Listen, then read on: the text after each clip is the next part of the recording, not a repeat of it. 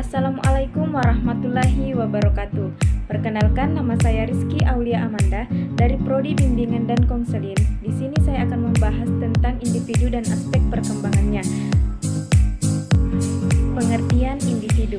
Secara etimologis, kata individu diadaptasi dari bahasa Inggris yang berasal dari bahasa Yunani individuum, di mana artinya tidak terbagi. Istilah tersebut merujuk pada suatu kesatuan yang paling kecil dan terbatas, sehingga dalam hal ini, individu merupakan suatu kesatuan yang terbatas, yaitu sebagai manusia perseorangan, bukan sebagai manusia keseluruhan. Aspek perkembangan individu. Pertama, perkembangan fisik. Perkembangan anatomi, adanya perubahan kuantitatif pada struktur tulang, indeks tinggi dan berat badan, proporsi tinggi kepala dengan tinggi garis kejenjangan badan secara keseluruhan. Perkembangan fisiologis ditandai dengan adanya perubahan secara kualitatif, kuantitatif, dan fungsional dari sistem kerja biologis seperti kontraksi otot-otot, peredaran darah, dan pernapasan, persyaratan, sekresi kelenjar, dan pencernaan. Laju perkembangan berjalan secara berirama. Pada masa bayi dan kanak-kanak perubahan fisik sangat besar. Pada usia sekolah menjadi lambat, mulai masa remaja terjadi amat mencolok. Kemudian pada permulaan masa remaja, akhir bagi wanita dan penghujung masa remaja akhir bagi pria. Laju perkembangan menurun sangat lambat, bahkan menjadi mabuk. Yang kedua, perkembangan perilaku psikomotorik. Perkembangan psikomotorik memerlukan adanya koordinasi fungsional antara neuron muskular sistem atau sistem saraf dan otot, dan fungsi psikis atau kognitif, afektif, dan konatif. Dua prinsip utama dalam perkembangan psikomotorik yaitu: satu, bahwa perkembangan itu berlangsung dari yang sederhana kepada yang kompleks. Dua, dari yang kasar dan global atau cross body movements kepada yang halus dan spesifik dan terkoordinasikan atau finely coordinated movements. Tiga, perkembangan bahasa. Kemampuan berbahasa merupakan kemampuan yang membedakan antara manusia dengan hewan. Melalui bahasa, manusia mengkodefinikan, mencatat, menyimpan, mengekspresikan, dan mengkomunikasikan berbagai informasi, baik dalam bentuk lisan maupun tulisan, serta simbol ekspresif lainnya. Perkembangan bahasa dimulai dengan fase meraban, secara monolog, haus nama-nama, gemar bertanya yang tidak selalu harus dijawab, membuat kalimat sederhana dan bahasa ekspresif dengan belajar menulis, membaca, dan menggambar formula. Yang keempat, perkembangan kognitif. Dengan berpatokan kepada hasil tes Jacques Bloom pada tahun 1964, mengungkapkan presentasi taraf perkembangan sebagai berikut. Dari usia 1 tahun, perkembangan sekitar 20%. Usia 4 tahun, perkembangannya sekitar 50%. Usia 8 tahun, sekitar 80%. 13 tahun, perkembangannya sekitar 92%. Misalnya, perkembangan kognitif pada anak melibatkan proses belajar yang progresif seperti perhatian, memori atau ingatan, dan logika berpikir. Perkembangan keterampilan tersebut pentingnya agar si kecil bisa memproses informasi, belajar mengevaluasi, menganalisis, mengingat, membandingkan, dan memahami hubungan sebab akibat. Yang kelima, perkembangan perilaku sosial. Sejak individu dilahirkan ke muka bumi ini, ia telah mulai belajar tentang keadaan lingkungan sosialnya. Pada awalnya, ia mempelajari segala yang terjadi dalam lingkungan keluarga. Ia mencoba meniru, mengidentifikasi, dan mengamati segala sesuatu yang ditampilkan orang tua dan anggota keluarga lainnya. Selanjutnya, ia mempelajari keadaan-keadaan di luar rumah, baik yang menyangkut nilai, norma, dan kebiasaan-kebiasaan yang ada dalam masyarakat. Akhirnya, ia menyadari bahwa dirinya merupakan bagian dari masyarakat dan dituntut untuk berperilaku sesuai dengan tuntutan masyarakat. Proses tersebut biasanya disebut sosialisasi. Untuk memahami perilaku sosial individu dapat dilihat dari ciri-ciri respons interpersonalnya yang dibagi ke dalam 3 kategori atau Craig et al. Pada tahun 1962. Kecenderungan peranan atau role disposition. Ciri-ciri Respons interpersonal yang merujuk kepada tugas dan kewajiban dari posisi tertentu. Kecenderungan sosiometrik. Ciri-ciri yang respon interpersonal yang bertalian dengan kesukaan, kepercayaan terhadap individu lain. Ketiga, kecenderungan ekspresif. Ciri-ciri respons interpersonal yang bertautan dengan ekspresi diri dengan menampilkan kebiasaan-kebiasaan yang khas atau particular fashion. Yang keenam, perkembangan moralitas.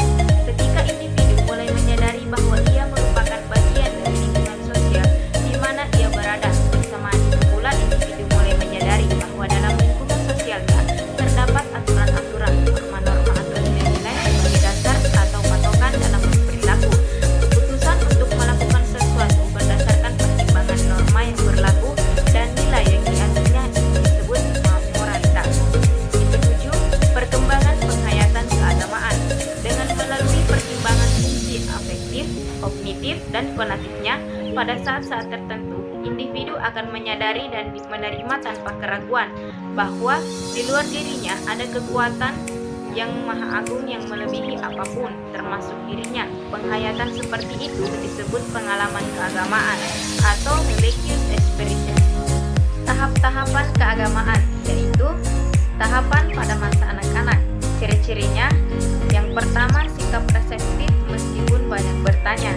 Yang kedua, pandangan ketuhanan yang dipersonifikasi. Tiga, penghayatan secara rohaniah yang belum mendalam. Empat, hal ketuhanannya dipahamkan secara idiosyneretik atau menurut khayalan pribadinya.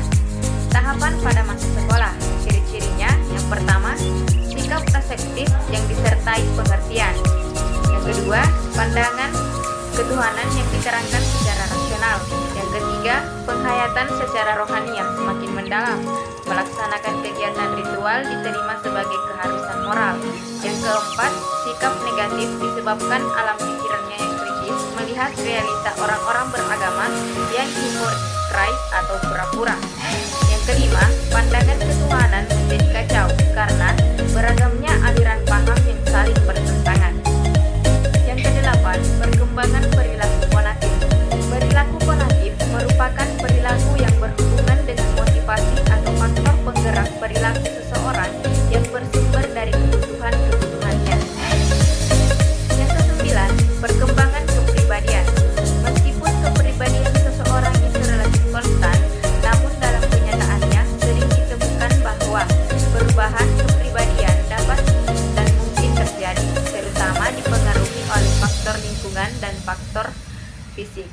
Tahapan perkembangan kepribadian dengan kecenderungan yang bipolar yaitu: pertama, masa bayi atau infansi, ditandai adanya kecenderungan terus-menerus. Perilaku bayi didasari oleh dorongan mempercayai atau tidak mempercayai orang-orang yang ada di sekitarnya. Dia sepenuhnya mempercayai orang tuanya, tetapi orang yang dianggap asing dia tidak akan mempercayainya. Oleh karena itu, kadang-kadang bayi menangis bila dipangku oleh orang yang tidak dikenalnya. Ia bukan saja tidak mempercaya kepada orang yang asing, tetapi juga kepada benda asing, tempat asing, suara asing, perlakuan asing, dan sebagainya. Kalau menghadapi situasi-situasi tersebut, seringkali bayi menangis. Yang kedua, masa kanak-kanak awal atau early childhood, ditandai adanya kecenderungan autonomy shame.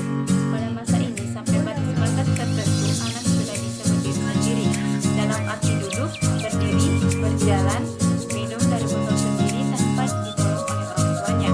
Tetapi di pihak lain, dia telah mulai memiliki rasa malu dan keraguan dalam berbuat, sehingga seringkali minta pertolongan atau persetujuan dari orang tuanya. Yang ketiga, masuk prasekolah atau preschool age, ditandai adanya kecenderungan aktivis. Pada masa ini, anak telah memiliki beberapa pengalaman. Dalam percakapan tersebut, dia terdorong untuk melakukan beberapa kegiatan, tetapi karena kemampuan anak tersebut begitu banyak, kalanya dia mengalami kegagalan. Kegagalan-kegagalan tersebut dapat menyebabkan dia memiliki perasaan bersalah dan untuk sementara waktu dia tidak mau berinisiatif. Keempat, masa sekolah atau school age, ditandai adanya kecenderungan inferiority sebagai kelanjutan dari perkembangan tahapan sebelumnya. Pada masa ini, anak sangat aktif mempelajari apa saja yang ada di lingkungannya. Dorongan untuk mengetahui dan berbuat terhadap lingkungannya sangat besar. Tetapi di pihak lain, karena keterbatasan kemampuan dan pengetahuannya, kadang-kadang dia menghadapi kesukaran, hambatan, bahkan kegagalan. Hambatan dan kegagalan ini dapat menyebabkan anak merasa rendah diri. Yang kelima, masa remaja atau adolescensi ditandai adanya kecenderungan identis atau identity confusion. Sebagai persiapan ke arah kedewasaan didukung pula oleh kemampuan dan kecakapan yang dimilikinya. Dia berusaha untuk membentuk dan memperlihatkan identitas diri, ciri-ciri yang khas dari dirinya. Dorongan yang membentuk dan memperlihatkan identitas diri ini pada masa remaja sering sekali sangat ekstrim dan berlebihan, sehingga tidak jarang dipandang oleh lingkungannya sebagai penyimpangan atau kenakalan. Dorongan pembentukan identitas diri yang kuat di satu pihak sering diimbangi oleh rasa setia, kawan, dan toleransi yang besar terhadap kelompok sebayanya. Di antara kelompok sebaya mereka mengadakan pembagian peran, dan seringkali mereka sangat patuh terhadap peran yang diberikan kepada masing-masing anggota.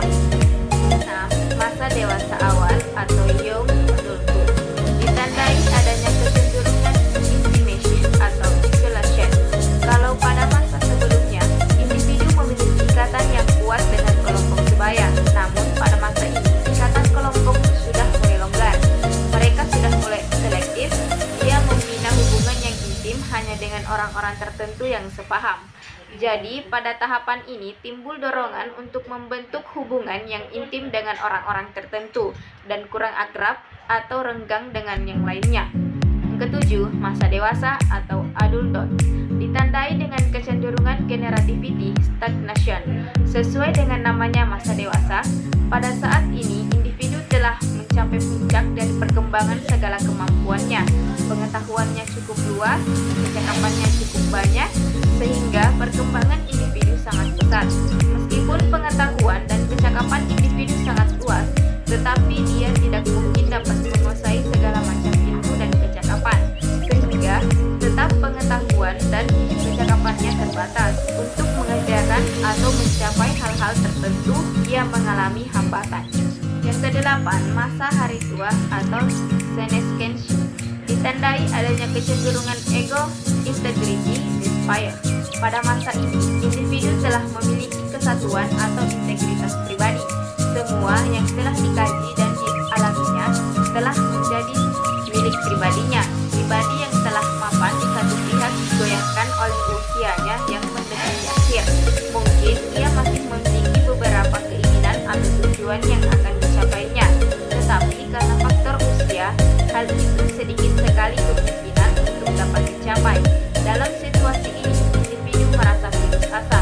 Dorongan untuk terus berprestasi masih ada, tetapi pengikisan kemampuan karena usia seringkali mematahkan dorongan tersebut, sehingga keputusan acap sekali menghentinya. Dan yang ke-10, perkembangan karir. Perkembangan karir sangat erat kaitannya dengan pekerjaan seseorang.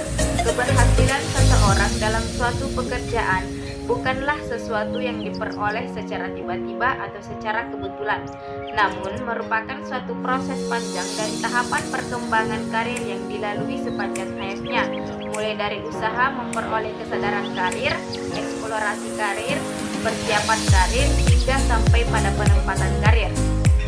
Taylor dan Walsh pada tahun 1979 menyebutkan bahwa kematangan karir individu diperoleh manakala ada kesesuaian antara perilaku karir dengan perilaku yang diharapkan pada umur tertentu. Adapun yang dimaksud dengan perilaku karir yaitu segenap perilaku yang ditampilkan individu dalam usaha menyiapkan masa depan untuk memperoleh kematangan karirnya. Sekian dari saya. Assalamualaikum warahmatullahi wabarakatuh.